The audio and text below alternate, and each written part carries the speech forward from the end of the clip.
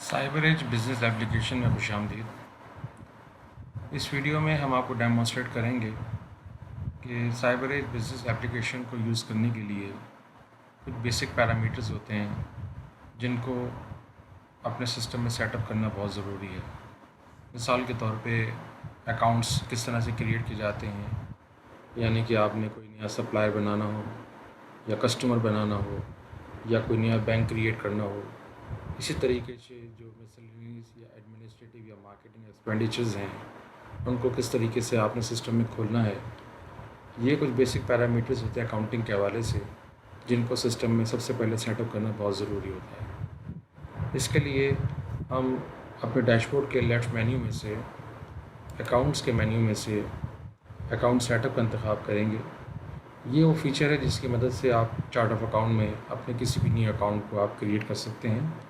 लिहाजा हम इस पर राइट क्लिक करके इसको न्यू टैब में खोलते हैं और न्यू टैब में खोलने के बाद हमारे सामने एक न्यू अकाउंट को क्रिएट करने का फॉर्म अपीयर हो जाएगा। अब इसमें जो हमारे पास ये ड्रॉप डाउन लिस्ट है, इसमें से एक हमारा डिफ़ॉल्ट साइबर एज का जो pre defined chart of account structure है वो प्री डिफाइंड है अप टू 3rd लेवल तक। यानी कि कैश, अगर हम बात करें एसेट्स और एसेट्स में करंट एसेट्स और करंट एसेट्स में कैश एंड बैंक, तो ये इसका 3rd लेवल है। तो यूज़र इंतहाई आसानी के साथ अपनी कन्वीनियंस से 3rd लेवल के ऊपर अपनी कोई भी कैटेगरी सेलेक्ट करके अपने किसी भी न्यू अकाउंट को क्रिएट कर सकता है। फॉर एग्ज़ाम्पल एक बैंक हम क्रिएट कर लेते हैं आपको समझाने के लिए कि अगर आपने कोई नया बैंक जिसमें आपकी डीलिंग होती है आपने वो क्रिएट करना हो तो आप मेन टाइप में से कैश एंड बैंक की कैटेगरी को सिलेक्ट कर लीजिए और करने के बाद आप क्रिएट न्यू के बटन पर क्लिक करें और करने के बाद आपने जो भी नया बैंक खोलना है वो बैंक आप यहाँ पे डाल सकते हैं। एड्रेस इसकी एडिशनल इन्फॉर्मेशन है, लैंडलाइन नंबर इसकी एडिशनल इन्फॉर्मेशन है, मोबाइल नंबर, इसी तरह ईमेल आईडी और फाइनली एक्टिव का चेक लगाना इस पर ज़रूरी होता है। वो लगाने के बाद आप इसको अपने सिस्टम में इंसर्ट कर लीजिए। ये जैसे आप इंसर्ट करेंगे ऑटोमेटिक यहाँ पे पॉपअप आ जाएगा कि रिकॉर्ड इंसर्ट हो गया।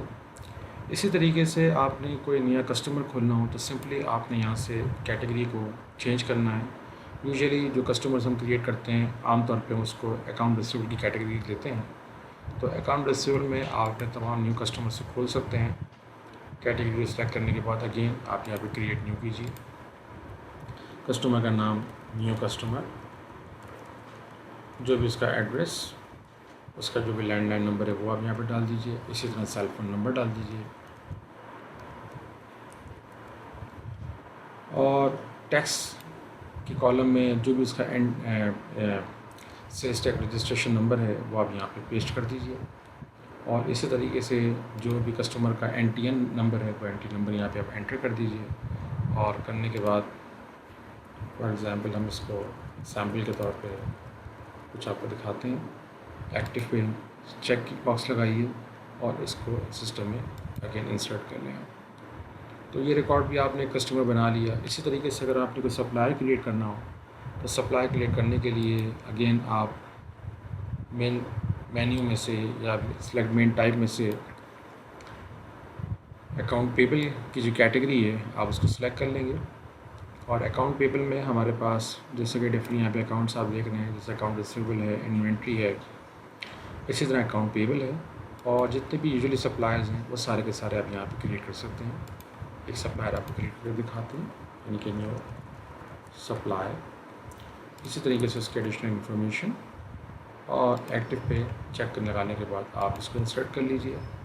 इसी तरह अगर आपने कोई नई एक्सपेंडिचर्स खोलने हो, fuel expense, utility bills, staff salaries और इसी तरह के डिफरेंट एक्सपेंडिचर्स के लिए आप इसको यूज़ कर सकते हैं। एडमिनिस्ट्रेटिव, मार्केटिंग, जनरल एक्सपेंस की कैटेगरी इस्तेमाल कर सकते हैं।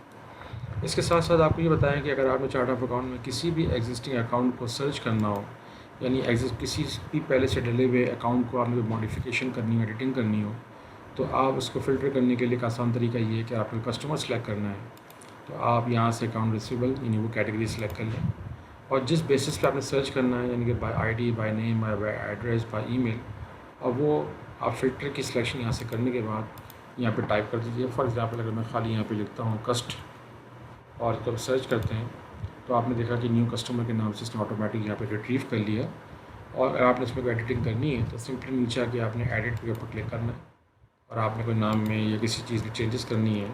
वो चेंजेस करने के बाद आप फाइनली यहाँ पे सेव का बटन दबाएंगे तो ये रिकॉर्ड सेव हो जाएगा।